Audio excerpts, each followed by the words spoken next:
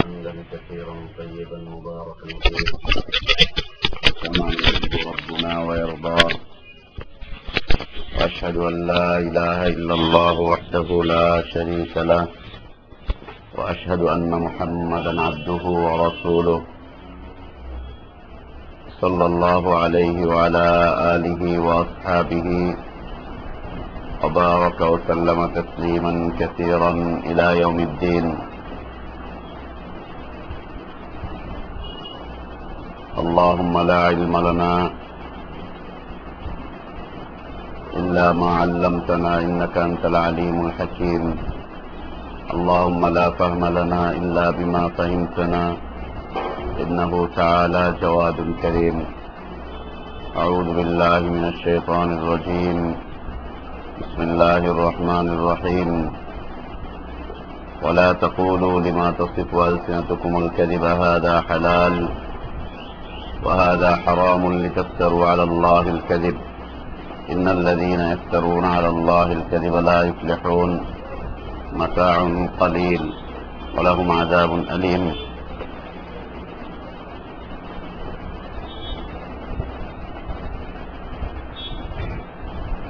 الحمد لله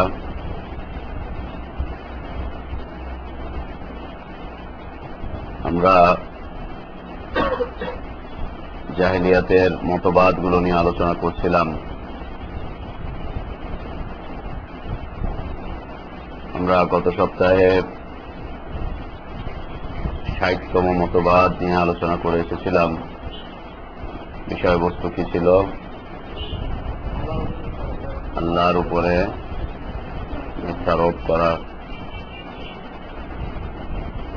আল্লাহর উপরে মিথ্যারোপ করা ৬১ নম্বর বিষয়বস্তু হচ্ছে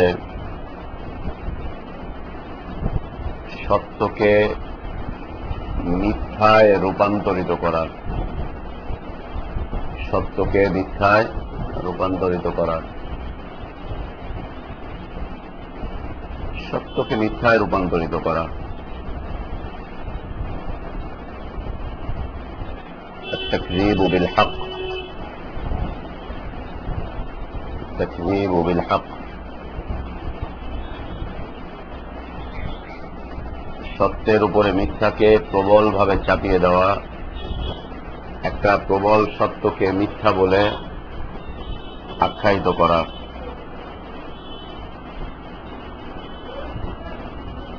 বিষয়টা তিনটা জিনিসের সাথে সম্পৃক্ত। তিনটা জিনিস নয়, তিন ভাবে এটা হয়ে থাকে। চার ভাবে হয়ে থাকে এটা। চার ভাবে। এক হচ্ছে আল্লাহ সুবহানাহু ওয়া তাআলা তিনি সর্বোচ্চ সর্বশ্রেষ্ঠ সত্যবাদী। সর্বোচ্চ সর্বশ্রেষ্ঠ সত্যবাদী হচ্ছেন তিনি, যার সত্যের মধ্যে কোনো সন্দেহ সংশয় এটারও অবকাশ নেই। কোনো সন্দেহ সংশয় এটারও অবকাশ নেই যার সত্যের মধ্যে। যেমন শয়তান মানুষের অন্তরের মধ্যে এসে অস্থিরতা সৃষ্টি করে দেয় যে প্রত্যেকটা জিনিসের যেহেতু স্রষ্টা আছে তাহলে আল্লাহর স্রষ্টাকে, তাই না? যেমন এটা সাহাবাদের মধ্যে হয়েছে। সাহাবা ইকরাম রাদিয়াল্লাহু আনহুম আজমাইন, তাদের মধ্যে এটা হয়েছে। আল্লাহ রাসূল সাল্লাল্লাহু আলাইহি ওয়াসাল্লাম তাদেরকে শিখিয়েছেন কিভাবে এটা থেকে প্রতিহত করতে হয়। এই যখনই এটা চলে আসছে, অথচ এটা শতভাগ মিথ্যা, কিন্তু যুক্তি বলছে শতভাগ সত্য। যুক্তি বলছে শতভাগ সত্য। সবকিছুর যদি স্রষ্টা থাকে তাহলে তিনি এমনি এমনি আসলেন কোত্থেকে? এমনি এমনি তিনি আসলেন কোত্থেকে? সবকিছুর আগের একটা আছে, আর আল্লাহ বলছেন আল্লাহই প্রথম। তাহলে তার আগের নাউযু বিল্লাহি মিন হাযাল কিয়াস ওয়ার রায়। যুক্তি বলছে সত্য, কিন্তু আল্লাহ বলছেন তিনি আউয়াল, তিনি সবকিছুর স্রষ্টা। আল্লাহ খালিকু কুল্লি শাই, তার আগেও নেই, তার উপরেও নেই, তার পূর্বেও নেই, তার উপরে কর্তাও নেই, কোনটাই নেই। এটা তার কথা, এই জন্য আমাকে শতভাগ মেনে নিতে হচ্ছে। কেন? তিনি শতভাগ সত্য বলেন, যদিও যুক্তিতে আসে না, যদিও যুক্তিতে আসে না। শুধু শতভাগ নয়, যদি 1000% বলতে কিছু থাকতো, তার উপরেও আল্লাহর এই কথাটাই প্রযোজ্য হতো যে হ্যাঁ, তার স্রষ্টা বলতে কেউ নেই, তার স্রষ্টা বলতে কেউ নেই। আবার প্রত্যেকটা নফসেরই মৃত্যু আছে, প্রত্যেকটা নফসেরই মৃত্যু রয়েছে, কিন্তু তিনি বলছেন তোমরা ভরসা করো এমন সত্তার উপরে, হাইয়ুল্লাযী লা ইয়ামুত, যিনি সদা সর্বদা জীবিত, যিনি কখনোই মৃত্যুবরণ করবেন না, যিনি কখনোই মৃত্যুবরণ করবেন না। অথচ প্রত্যেকটা প্রাণীর একটা ক্ষয় আছে, কিন্তু তার এই কথাকে 100% মেনে নিতে হচ্ছে আমাকে। তার কারণ হচ্ছে তিনি সর্বোচ্চ সত্যবাদী, সর্বোচ্চ সর্বশ্রেষ্ঠ সত্যবাদী তিনি। আর তিনি তার সত্যের উপরে নিজেই বলেছেন, আমান আসদাকু মিনাল্লাহি কিলা, তার চাইতে বড় সত্যবাদী, সত্য কথা বলার আর কে আছে? আর কে আছে তার চাইতে বড় সত্য কথা বলার? আল্লাহর উপরে মিথ্যারোপ করে দেওয়া একভাবে, দ্বিতীয় অবস্থাটা হচ্ছে রাসূলগণের উপরে মিথ্যারোপ করে দেওয়া, রাসূলগণের উপরে মিথ্যারোপ করা। যেমন বিশুদ্ধ হাদিসগুলোকে বলে দেওয়া যেগুলো মানসুখ হয়ে গিয়েছে, রাফুল ইয়াদাইনের সব হাদিস মানসুখ, আমিনের হাদিস মানসুখ, আল্লাহ রসুল সাল্লাল্লাহু আলাইহি ওয়াসাল্লামের যেই যেই সুন্নাতগুলো মাযহাবের বিপরীতে যাবে, একে দুই ভাবে একে ট্যাকেল করতে হবে। প্রথমত বলতে হবে যে এগুলো আল্লাহ রাসূল সাল্লাল্লাহু আলাইহি ওয়াসাল্লাম বলেননি, এরপরেও যদি বলতে হয় যে হ্যাঁ বলেছেন, তখন এটা উত্তর করতে হবে যেটা মানসুখ হয়ে গিয়েছে, রহিত হয়ে গিয়েছে, রহিত হয়ে গিয়েছে। যদি মাযহাবের বিপরীতে যায় রাসূল সাল্লাল্লাহু আলাইহি ওয়াসাল্লামের কথা। উসুলে কারখি, হানাফি মাযহাবের উসুলের কিতাব, সেখানে উল্লেখ করেছে যে রাসূল সাল্লাল্লাহু আলাইহি ওয়াসাল্লামের প্রত্যেক ওই হাদিস যা আমাদের মাযহাবের বিপরীতে যায়, আমরা ওগুলোকে ছেড়ে দিব, অথবা আমরা বলবো যে এটা আমাদের উসুলের খিলাফ, অথবা আমরা বলবো যেগুলো মানসুখ হয়ে গিয়েছে, মানসুখ হয়ে গিয়েছে, রহিত করে দিয়েছেন আল্লাহ তাআলা, রহিত হয়ে গিয়েছে। এটা হচ্ছে রসুলের উপরে সাল্লাল্লাহু আলাইহি ওয়াসাল্লাম মিথ্যারোপ। রাসূল সাল্লাল্লাহু আলাইহি ওয়াসাল্লাম নূরের তৈরি ছিলেন না, কিন্তু তাকে নূরের তৈরি বলে বিশ্বাস করানো হচ্ছে মানুষকে জোর করে। করবি না, আবার লাঠি দিয়ে মেরে বিশ্বাস করাবো, কেন করবি না? পিটান দিয়ে বিশ্বাস করাবো, কেন করবি না?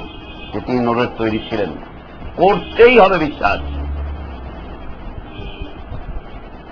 রাসূল সাল্লাল্লাহু আলাইহি ওয়াসাল্লাম মৃত্যুবরণ করেছেন, সকল সাহাবীর এটা ঈমান, কিন্তু তারপরেও ব্যাপক আন্দোলন যে তিনি মৃত্যুবরণ করেননি, কবরে জীবিত আছেন, কথোপকথন করছেন, সবকিছু করছেন। লা ইলাহা ইল্লাল্লাহ। আহমদ শফির কিতাব ফুয়ুজাত আহমদিয়া, আমার কাছে যে কিতাবটা রয়েছে, বাংলাদেশে কোন নাস্তিক, কোন ব্লগার, কোন ভণ্ড, কোন বিদাতি, কোন মুশরিক এ কাজ করেনি।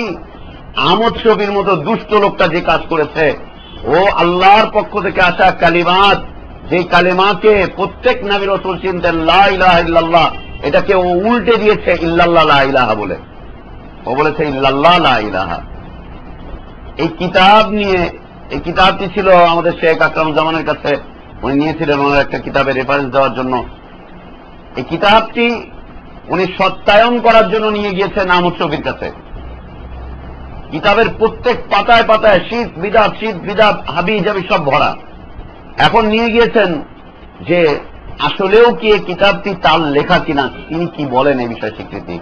এই স্বীকৃতি নেওয়ার কারণ হচ্ছে যে ফতোয়ার একটা উসুল হচ্ছে, যেই লোকের উপরে হাত জারি করা হবে বা যেই লোকের বিষয়ে বলতে হবে, সেই লোকের বিষয়ে তার থেকে একটা বক্তব্য নিতে হবে, তার লেখনী অথবা তার একটা মৌখিক স্টেটমেন্ট নিতে হবে।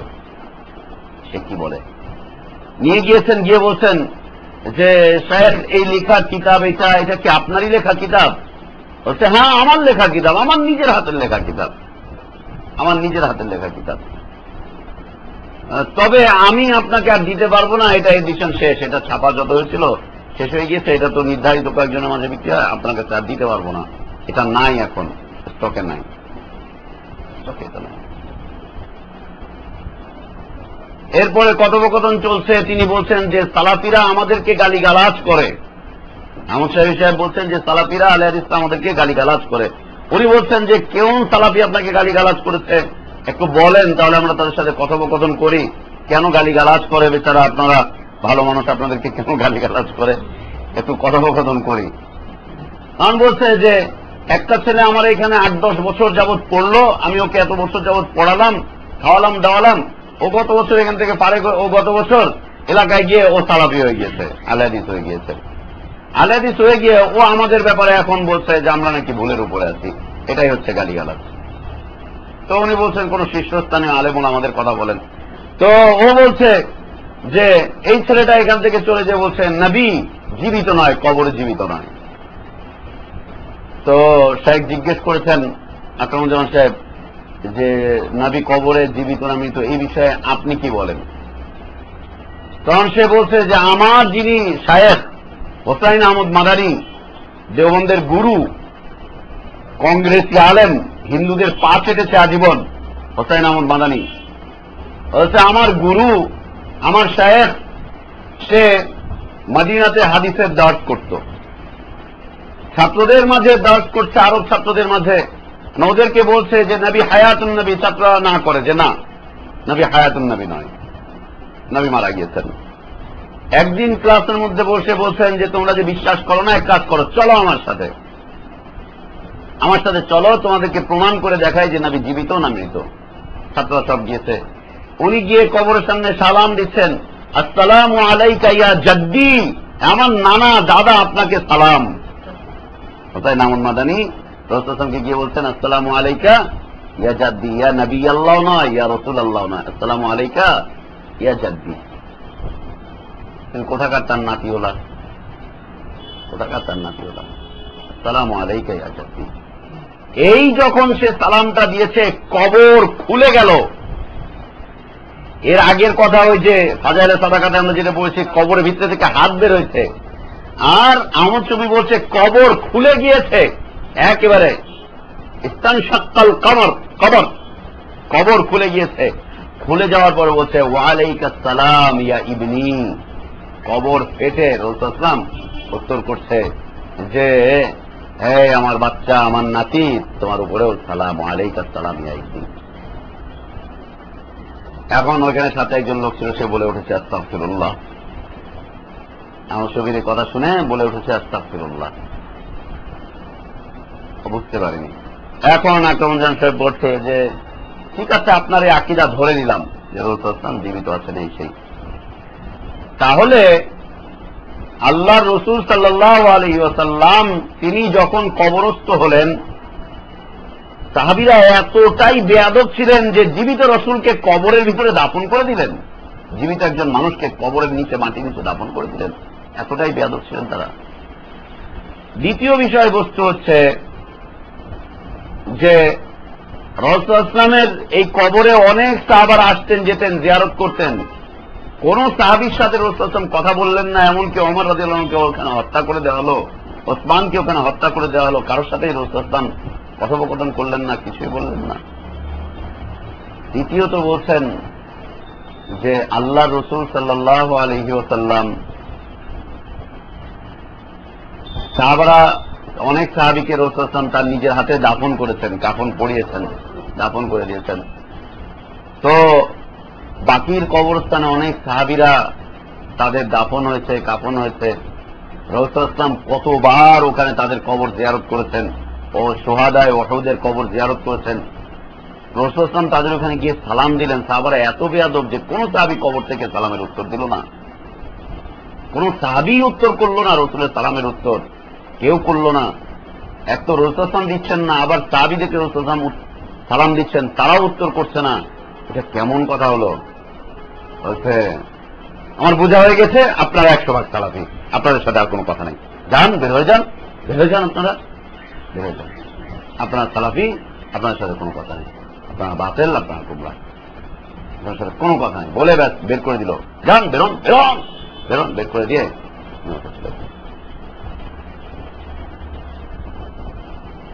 এটা কি? এটা হচ্ছে রাসূল সাল্লাল্লাহু আলাইহি ওয়াসাল্লামের উপরে মিথ্যারোপ করা, মিথ্যারোপ। সহিহ হাদিসগুলোকে জাল প্রতিপন্ন করা, জাল হাদিসগুলোকে সহিহ হাদিসে প্রতিপন্ন করা, জাল হাদিসের ব্যাপক প্রচার আর প্রসার ঘটানো, এগুলো হচ্ছে আল্লাহ রাসূল সাল্লাল্লাহু আলাইহি ওয়াসাল্লামের উপরে, এগুলো হচ্ছে তার উপরে মিথ্যারোপ। রাসূল সাল্লাল্লাহু আলাইহি ওয়াসাল্লাম বলছেন, সহিহ মুসলিমে হাদিস রয়েছে, সহিহ মুসলিমে হাদিস রয়েছে, মান হাদাসা আন্নী বিহাদিসিন ফাহুয়া ইয়ারা আন্নাহু কাযিবুন ফাহুয়া আহাদুল কাযিবিন। যে ব্যক্তি আমার থেকে কোনো হাদিস বর্ণনা করবে আমার নামে, অথচ সে জানে যে সে মিথ্যা কথা বলছে, তাহলে অবশ্যই সে হচ্ছে মিথ্যাবাদী, সে হচ্ছে মিথ্যাবাদী, আহাদুল কাযিবিন, যে সে হচ্ছে কাযিবিনদের অন্তর্ভুক্ত, কাযিবিনদের মধ্যে হতে সে একজন। আল্লাহ রাসূল সাল্লাল্লাহু আলাইহি ওয়াসাল্লামের উপরে মিথ্যারোপ, আল্লাহর উপরে মিথ্যারোপ করছে, আল্লাহর উপরে মিথ্যারোপ বিভিন্ন বিষয়কে কেন্দ্র করে, শরঈ বিভিন্ন বিষয়কে কেন্দ্র করে, হারামকে হালালে পরিণত করা আর হালালটাকে হারামে পরিণত করে দেওয়া, আল্লাহর উপরে এটা মিথ্যারোপ, এটা মিথ্যারোপ। আল্লাহ সুবহানাহু ওয়া তাআলা বলছেন সূরা আন-নাহলের আয়াত 116 নম্বর আয়াত, লা তাকুলু লিমা তাসিফু আলসিনাতুকুমুল কাযিব, লা তাকুলু লিমা তাসিফু আলসিনাতুকুমুল কাযিব, তোমরা তোমাদের জিহ্বা দ্বারা বানানো মিথ্যার উপরে নির্ভর করে বলতে যেও না, তোমাদের নিজেদের জিহ্বা দ্বারা বানানো মিথ্যার উপরে নির্ভর করে তোমরা বলতে যেও না, হাদা হালাল ওয়া হাদা হারাম, এটা হালাল আর ওটা হারাম, এটা হালাল আর ওটা হারাম, মোটার বিয়ে হালাল, গণতন্ত্র হালাল, এই ইসলামী আন্দোলন হালাল, বোমাবাজি হালাল, এটা হালাল, ওইটা হালাল, সেটা হালাল। আল্লাহু আকবার। বিলকুল নয়, একেবারেই নয়।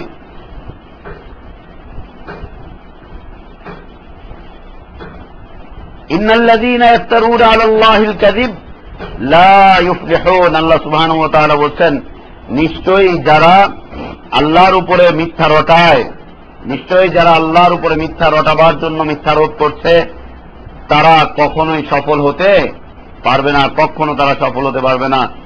একইভাবে মিথ্যারোপ করা হবে কিতাবের উপরে, কোরআনের উপরে, কোরআনের উপরে মিথ্যারোপ, কোরআনের উপরে মিথ্যারোপ করা। কোরআনের উপরে মিথ্যারোপ কি? কোরআনের অর্থের বিকৃতি ঘটিয়ে দেওয়া, অর্থের বিকৃতি ঘটিয়ে দেওয়া, অথবা তাফসীর বিগাইরি তাফসীর, যে তাফসীর গ্রহণযোগ্য নয় এমন তাফসীর করা। আল্লাহ রাসূল সাল্লাল্লাহু আলাইহি ওয়াসাল্লাম বলছেন যে ব্যক্তি কোরআনের তাফসীর নিজের মতো করে করবে, আল্লাহ তাআলা তাকে কিয়ামতের দিন জাহান্নামে দিবেন। নিজের মতো করে কোরআনের তাফসীর যে ব্যক্তি করবে, কোরআনের তাফসীর নিজের মতো করে করার মতো কোন অধিকার আল্লাহ তাআলা দেননি, কাউকেই দেননি। তাফসীর বিগাইরি তাফসীর, এর আগে আমরা তাহরিফের বিষয় নিয়ে এই বিষয়টি নিয়ে আলোচনা করে এসেছিলাম যে তাফসীর বিগাইরি তাফসীর, এ হচ্ছে কিতাবের উপরে মিথ্যারোপ। চতুর্থ হচ্ছে মুমিনিনদের উপরের মিথ্যারোপ। মুমিনিনদের উপরে মিথ্যারোপ, মুমিনিনদের উপরে মিথ্যা আরোপ করা, মুমিনিনদের পথ যেটা নয় সেইটাকে মুমিনিনদের পথ হিসাবে নির্ধারণ করে দেওয়া। আল্লাহ সুবহানাহু ওয়া তাআলা বলছেন সূরা নূরের আয়াত, ওয়া মান ইউশাকিকির রাসূল মিন বাদি মা তাবায়্যানা লাহুল হুদা ওয়া ইয়াত্তাবি' গায়রা সাবিলিল মুমিনিন, যারা ইত্তেবা করে মুমিনিনদের পথের বাইরে, নুআল্লিহি মা তাওয়াল্লা ওয়া নুসলিহি জাহান্নাম ওয়া সাআত মাসীরা, মুমিনিনদের উপরে মিথ্যারোপ করা। মা আয়েশা রাদিয়াল্লাহু আনহার উপরে কি বিশাল তহমত আরোপ করল বদমাশগুলো। কি অবস্থা, প্রায় 1 মাসের উপরে সময়, আল্লাহু আকবার, জ্বর আসতেছে, অসুস্থ হয়ে পড়ছেন, খাওয়া দাওয়া বন্ধ হয়ে গিয়েছে, কি বিশাল সমস্যা চলছে। আল্লাহ রাসূল সাল্লাল্লাহু আলাইহি ওয়াসাল্লাম না এটা মানতে পারছেন না ওটা মানতে পারছেন। আয়েশা রাদিয়াল্লাহু আনহার কাছে গিয়ে বলছেন, আয়েশা তুমিই বলো যে বিষয়টা কি। আয়েশা রাদিয়াল্লাহু আনহা বলছেন, ইয়া রাসূলুল্লাহ, আমি যদি আমার নিজের ব্যাপারে কোনো কথা বলি আপনি হয়তো এটা বিশ্বাস করবেন না, ওদেরটাই নেবেন, আবার ওদেরটা নিলে আমার উপরে সেই হবে, অতএব অপেক্ষায় থাকি আমরা আল্লাহর পক্ষ থেকে ফয়সালা আসুক। কাঁদছেন আয়েশা রাদিয়াল্লাহু আনহা, সারা জীবনে এত বেশি কাঁদেনি, এত বেশি কাঁদেনি। কি মিথ্যারোপ না করলো জালেমগুলো মা আয়েশা রাদিয়াল্লাহু আনহার উপরে। আল্লাহু আকবার। ওই জালেমদের সিলসিলা ধরে, তাদের নসব ধরে, তাদের বংশীয় অবস্থা ধরে আজও পর্যন্ত শিয়ারা মা আয়েশা রাদিয়াল্লাহু আনহাকে গালিগালাজ করে। মা আয়েশা রাদিয়াল্লাহু আনহাকে বলে যে আয়েশা হচ্ছে এই উম্মতের গরু, আয়েশা হচ্ছে এই উম্মতের গরু। একটা পর্যায়ে তারা যখন এই আশুরায় মুহররমের সময় ওরা যখন তাজিয়া বের করে, ওরা এক পর্যায়ে বলে আয়েশা রাদিয়াল্লাহু আনহা এই উম্মতের গরু, আরেক পর্যায়ে বলে এই উম্মতের কুকুর হচ্ছে আয়েশা। শিয়াদের কিতাব আল কাফি, ওর মধ্যে তারা উল্লেখ করে রেখেছে আয়েশা রাদিয়াল্লাহু আনহা সম্পর্কে তাদের আকীদা হচ্ছে আয়েশা ব্যভিচারী ছিল। আয়েশাকে ওরা যদি কোনদিন মক্কা মদিনায় দখল নিতে পারে, আয়েশা রাদিয়াল্লাহু আনহাকে কবর থেকে উঠাবে, উঠিয়ে তাকে রজম করবে, তাকে জুতা পেটা করবে। আল্লাহ ওদেরকে ওই ক্ষমতায় যেন কোনদিন না দেন। আল্লাহ ওদেরকে ওই ক্ষমতার আগে যেন এই দুনিয়া থেকে ধূলিসাৎ করে দেন। আমিন। মুমিনিনদের উপরে মিথ্যারোপ করে দেওয়া, মিথ্যারোপ মুমিনিনদের উপরে, মিথ্যারোপ। এই মুমিনিনদের জামাতের মধ্যে প্রথম পর্যায়ে হচ্ছে সাহাবায়ে কেরাম রিদওয়ানুল্লাহি আলাইহিম আজমাইন, আর তাদের মানহাজের উপরে যারা চলবে তাদের মানহাজ, মুমিনিনদের মানহাজ, মানহাজ সাহাবাদের মানহাজ। মানহাজ হবে তো কার মতো? সাহাবায়ে কেরাম রাদিয়াল্লাহু আনহুর মতো। গতকালকে না আজকে সকালে সূরা আল হজ পড়ছিলাম, সুবহানাল্লাহ, একটা আয়াত এর আগেও পড়েছি, একটা আয়াতে গিয়ে চোখটা আটকে গেল। আল্লাহ সুবহানাহু ওয়া তাআলা বলছেন জিহাদের ব্যাপারে, কিতালের ব্যাপারে, শুনে রাখেন, উযিনা লিল্লাযীনা ইউকাতালুনা বিআন্নাহুম যুলিমু। কেউ টাইম আছেন? উযিনা লিল্লাযীনা ইউকাতালুনা বিআন্নাহুম যুলিমু, তাদেরকেই শুধুমাত্র কিতালের অনুমতি দেওয়া হলো যাদের উপরে জুলুম অত্যাচার হয়েছে। প্রথম আদেশ জিহাদের, কেতালের প্রথম আদেশ এটা। এর আগ পর্যন্ত কেতালের কোন আদেশ আসেনি। প্রথম আদেশ, প্রথম আয়াত কিতালের ব্যাপারে, জিহাদের ব্যাপারে, আল্লাহর প্রথম আয়াত, প্রথম হুকুম, উযিনা লিল্লাযীনা ইউকাতালুনা বিআন্নাহুম যুলিমু, যাদের উপরে জুলুম হয়েছে তাদেরকে কিতাল করার জন্য অনুমতি দেওয়া হয়ে গেল। অনুমতি দেওয়া হলো। বাংলাদেশে যারা জিহাদের আন্দোলন করছে, কিতালের যারা ডাক দিয়েছে, এদের কারো উপরে আল্লাহ এখন পর্যন্ত জুলুম হয়নি, এখন পর্যন্ত জুলুম হয়নি। কেন জুলুম করা হয়েছে? জুলুমের কারণ আল্লাহ সুবহানাহু ওয়া তাআলা পরের আয়াতে বলছেন, আল্লাযীনা উখরিজু মিন দিয়ারিহিম বিগাইরি হাক্কিন ইল্লা আন ইয়াকুলু রাব্বুনাল্লাহ, যাদেরকে তাদের বাড়ি থেকে বের করে দেওয়া হয়েছে, মানে হিজরত করে চলে এসেছে। দুইটা কারণে জিহাদের হুকুম দেওয়া হয়েছে। একটা হচ্ছে তাদেরকে অত্যাচার করতে করতে বাড়ি থেকে বের করে দেওয়া হয়েছে, হিজরত করা হয়েছে, আর তাদেরকে নির্যাতন করা হয়েছে, বারবার নির্যাতন। এই দুইটা কারণে তাদেরকে আল্লাহ তাআলা প্রথম জিহাদের আদেশ দিলেন যে এখন তোমাদের জন্য জিহাদের অনুমতি দেওয়া গেল। এর আগ পর্যন্ত জিহাদের অনুমতি আসে। যতক্ষণ পর্যন্ত জুলুম অত্যাচার, যতক্ষণ পর্যন্ত চরম অবস্থায় না যাবে, জুলুম অত্যাচার সহ্য না করতে পেরে মানুষরা হিজরত করবে, দেশান্তরিত হবে, এখান থেকে ওখানে যাবে, এখান থেকে ওখানে যাবে, ওইখানেও পারবে না, আবার ফিরে আসবে, আবার যাবে, এরপরে দুনিয়ার সবকিছু ছাড়তে হবে তাদেরকে। সাহাবারা দুনিয়ার সবকিছু ছেড়ে দিয়েছিলেন না অত্যাচারিত হয়ে?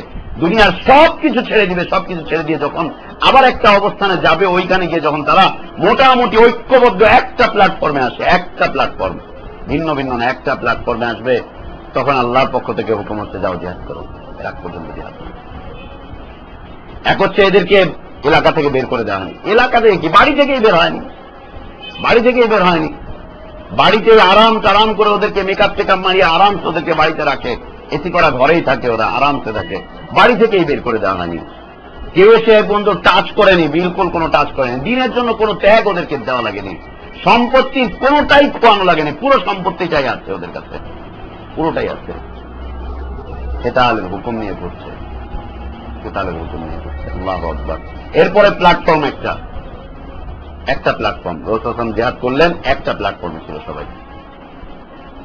আর ওরা মুজাহিদিনরাই হাজারো ভাগে হাজারো প্ল্যাটফর্মে বিভক্ত। 8 জন 10 জন মিলে আরেকটা মুজাহিদ করেছে, 8 জন 10 জন মিলে আরেকটা মুজাহিদ। লা ইলাহা ইল্লাল্লাহ। তো মুমিনদের উপরে মিথ্যারোপ, কিতাবের উপরে মিথ্যারোপ, রাসূলের উপরে মিথ্যারোপ এবং আল্লাহর উপরে মিথ্যারোপ করা, আল্লাহর উপরে মিথ্যারোপ করা, সত্যটাকে মিথ্যায় পরিবর্তন করে দেওয়ার প্রচেষ্টা চালানো। সত্যকে মিথ্যায় পরিণত করো, সত্যকে মিথ্যা দিয়ে বদলে দাও, বদলে দাও, বদলে দেওয়ার যুগ এসেছে। বদলে যাও, বদলে দাও, বদলে নাও, সবকিছুকে বদলে নাও। এ বদল আসলে দিনটাকে বদল, দিন মানে হচ্ছে আল্লাহর দিন, এ বদল হচ্ছে সত্যকে বদল। একটা মিথ্যাকে 100 বার বলার মাধ্যমে একটা মিথ্যায় সত্যে পরিণত হয়ে যায়, এরপরে আর সেই সত্যটা উপরে আসতে পারে না। এই জন্যই রাসূল সাল্লাল্লাহু আলাইহি ওয়াসাল্লাম বলেন, মান সান্না ফিল ইসলামি সুন্নাতান, যে ব্যক্তি ইসলামে একটা সুন্নাতকে জীবিত করবে, আল্লাহ সুবহানাহু ওয়া তাআলা তাকে সেই পরিমাণ সওয়াব দিবেন, এবং যত মানুষ তার উপরে আমল করবে, প্রত্যেকটা মানুষের আমলের একটা অংশ আল্লাহ তাআলা তার উপরে দিয়ে দিবেন। কেন? মিথ্যার মাধ্যমে রাসূল সাল্লাল্লাহু আলাইহি ওয়াসাল্লামের সুন্নাতটাকে কি করে দেওয়া হয়েছে? বিলুপ্ত করে দেওয়া হয়েছে, বিলুপ্ত করে দেওয়া হয়েছে। রাসূল সাল্লাল্লাহু আলাইহি ওয়াসাল্লামের সুন্নাতকে বিলুপ্ত করে দেওয়ার কারণে আল্লাহর পক্ষ থেকে ঘোষণা রাসূল সাল্লাল্লাহু আলাইহি ওয়াসাল্লাম দিয়েছেন যে হ্যাঁ, যে ব্যক্তি একেবারে বিলুপ্ত হয়ে যাওয়া সুন্নাতগুলোকে উজ্জীবিত করবে, জীবিত করবে, বের করে আনবে, আমার সামনে প্রকাশ করবে, আল্লাহ তাআলা তাকে তার সওয়াব দিবেন। আর যত মানুষ কিয়ামত পর্যন্ত এর উপর আমল করবে, প্রত্যেকটা মানুষকে আল্লাহ তাআলা তার সওয়াব দিতেই থাকবেন, সওয়াব দিতেই থাকবেন। আল্লাহ আমাদেরকে দিন বোঝার তৌফিক দান করেন। আল্লাহ সুবহানাহু ওয়া তাআলা বলেন সূরা জুমার আয়াত নাম্বার 32, ফামান আযলামু মিম্মান কাযাবা আলাল্লাহ ওয়া কাযাবা বিসসিদকি জাআ, তার চেয়ে অধিক জালেম আর কে আছে যে আল্লাহর উপর মিথ্যারোপ করে, যে আল্লাহর উপর মিথ্যারোপ করে, এবং তার কাছে সত্য আসার পরে অস্বীকার করে ফেলে।